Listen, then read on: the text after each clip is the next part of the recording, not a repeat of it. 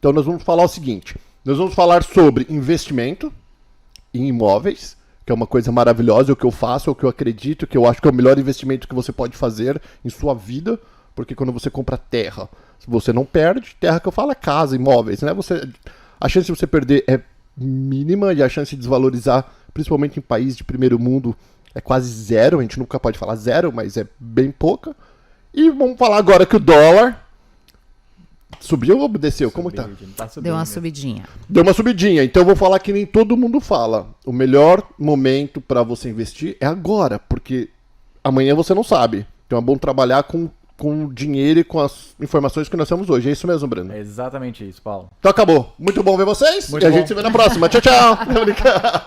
Enchendo o saco. Vamos lá. O que nós vamos falar? Qual que é a dica que nós vamos dar pro povo? Eu acho que é importante a gente discutir um pouco sobre isso, né? Quando a gente começa a falar da remessa de dinheiro, a gente tá falando muito sobre proteção patrimonial também, né? E a gente sabe que os ouvintes vai ter gente que tá pensando em mandar um pouquinho de dinheiro para fora, tem gente que tá super sofisticado pensando em estruturas de offshore, como proteger patrimônio, sucessão patrimonial e todo tipo. E eu acho que é legal a gente ter esse bate-papo exatamente para ensinar um pouco mais o nosso ouvinte, né? E quais são as estratégias para fazer isso. Porque, e eu acho que você vê isso no dia a dia, né, Paulo? Toda pessoa que começa a enxergar os Estados Unidos como uma opção de investimento, ela inicialmente acha que é muito difícil. Fala, poxa, mas como que eu vou Parece investir? que não é pra mim, né? Não é pra mim. Fala, nossa, mas investir nos Estados Unidos deve ser uma coisa super complicada. E quando ela começa a entender que, poxa, abrir uma empresa é a coisa mais fácil do mundo, né? Contratar um contador aqui que fale a língua deles para poder ajudar, encerrar uma empresa se o negócio não der certo, contratar funcionário, ou seja, toda a burocracia que essa pessoa está acostumada no Brasil, ela vem para cá e fala, nossa, é muito mais simples do que eu imaginava.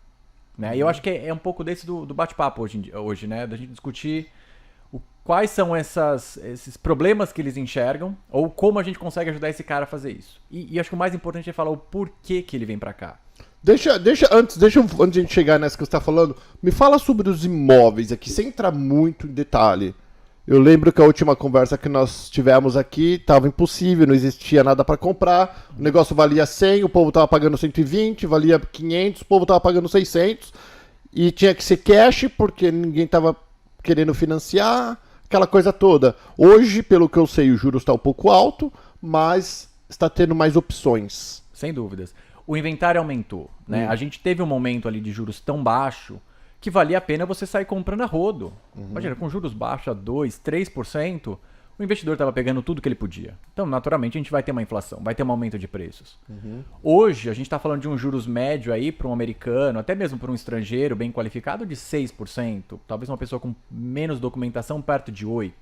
Então, já está mais restrito essa questão de imóveis. Então, o inventário, sem dúvidas, aumentou. Só que o que acontece? Eu não vejo o valor dos imóveis caindo ainda. O que eu enxergo é assim, aquele imóvel que era ruim, depois eu explico o que eu quero dizer com imóvel ruim, ele vendia muito rápido, hoje ele não vende, mas ele não está caindo de preço. Então, assim, por isso que cada vez mais o imóvel ele é uma ótima opção de investimento. Porque, assim, ele estava subindo em ritmo 2 dígitos por ano, que é uma maravilha como investimento, e agora ele vai subir um dígito, 3%, 4%, que a gente não sabe ainda, mas ele continua subindo. Então, quer dizer, você consegue ter uma renda com seu imóvel, seja alocando a curta temporada ou longa temporada, e mais a valorização do ativo.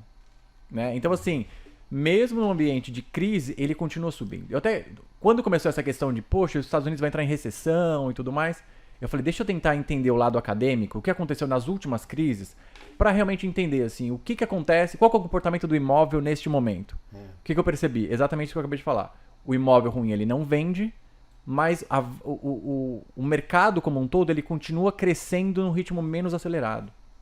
Porque as pessoas deixam. E o que é imóvel ruim, falando nisso? O que é imóvel ruim? Aquele imóvel assim, que ele tá numa idade que a pessoa, por exemplo, aqui um dos grandes custos que existe no imóvel é a troca do telhado, certo? Aí você chega naquela oferta, vai lá, e eu tô com exatamente um cliente fazendo isso. Chega a oferta, o cara fala assim, então, mas poxa, eu tenho que trocar o telhado. Mas você fala, mas você sabe que o imóvel tá nesse momento. A pessoa fala, não, então, mas esse imóvel, eu preciso fazer esse reparo, esse reparo, esse reparo. O cara fala, poxa, vai ter tanto trabalho que talvez não é um imóvel para mim. Então, e são quanto tempo? Até nível de educação aqui pro nosso povo. Geralmente, depois de quantos anos eu tenho que trocar o telhado? De 15 a 20 anos.